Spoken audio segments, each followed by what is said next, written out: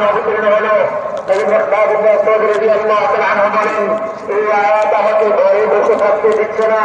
অথচ উনি এরকম ভারী মানুষ ছিলেন, বলে চেয়ারের মধ্যে যখন উনি বসতেন তো ওনার শরীরে চারিদিক থেকে ঘুরে পড়ে থাকতো।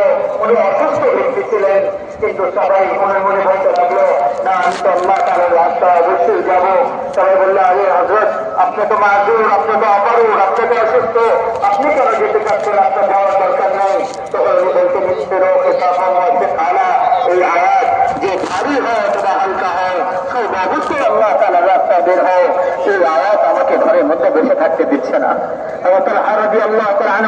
রিওয়ায়াতের মধ্যে আসছে যে এই আয়াত যখন উনি এরকম পড়তেছিলেন, কোরআন তিলাওয়াত করতেছিলেন, আর এই আয়াতে পড়ছিলেন যে উনি আল্লাহ তাআলার রাস্তায় বের হয়ে গেলেন। বলে এই আয়াত ওনাকে ঘরে বসে থাকতে দেয় নাই।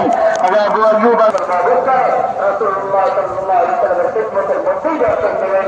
আজকে আমরা মনে করি যে আমি তো অনেক দিনের কিছু করতেছি, আমার আল্লাহ তাআলার রাস্তায় যাওয়ার কি দরকার।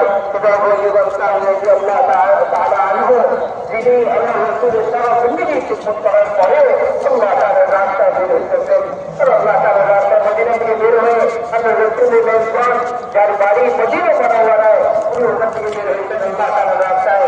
কোনো আশঙ্কা করতে না, সফর না, বলে কোথায় সফর করতেছেন, বলে ইস্তানবুল ইউরোপে চলে গেছেন। মদিনা মুনাওয়ারা কোথায়, আর কি ইউরোপের পশ্চিম এরিয়া বলা হতো ওই জামানায় ওই শহরকে, ওই জায়গায় সফর করে এরকম ভাবে চলে গেছেন। আর ওই জায়গায় আল্লাহ তাআলার রাস্তায় উনি শহীদ হইতেছিলেন। আর কেউ ওনাকে জিজ্ঞাসা করলেন হযরত আপনার শেষ করে বলে বলেন যে কি করা যায়, কি করবো আমরা। উনি বললেন যে দেখো আমি এটা চাই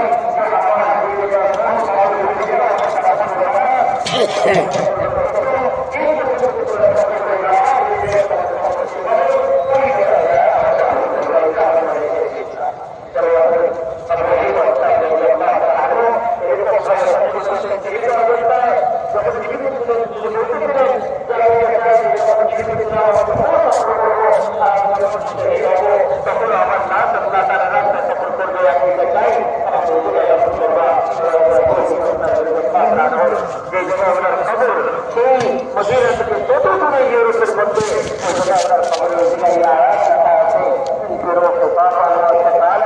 যে ভারী হো অথবা হালকা হো অবশ্যই আল্লাহ তাআলার রাস্তায় বের হো।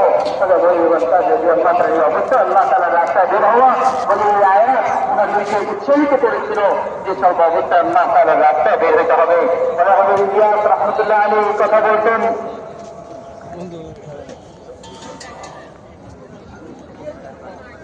ইলিয়াস রাহমাতুল্লাহ আলাইহি কথা বলতেন যে আমি এই উম্মতের প্রতিটা বালের, প্রতিটা পুরুষ, প্রতিটা মহিলা যে যে অবস্থায় আছে তাকে আল্লাহ তাআলার রাস্তায় বের হওয়ার উপর উৎসাহিত করতে চাই। সেসব অবস্থায় উম্মতের প্রতিটা সন্তান, প্রতিটা মানুষ আল্লাহ তাআলার রাস্তায় বের হবে। আর এই আয়াতকে চিন্তা করলে সেসব অবস্থায়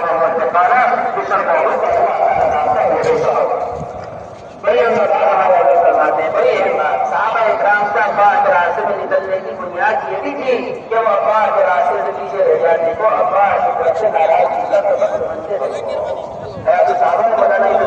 बनते का लिखा हुआ अनुमान है, किसी मामूली आदमी का नहीं। मौलाना इरशाद रहमतुल्लाह अलैह का लिखा हुआ अनुमान और उस अनुमान के अंदर लिखे हुए वाक़यात, कितनी बड़ी बात। मौलाना इरशाद रहमतुल्लाह अलैह ने अनुमान लिखा है कि अल्लाह के रास्ते के हुदूद को छोड़कर अपने बागात की देखभाल पर सहाबाए किराम को अल्लाह की तरफ से धमकी, ये अनुमान है, साहबा का अनुमान है।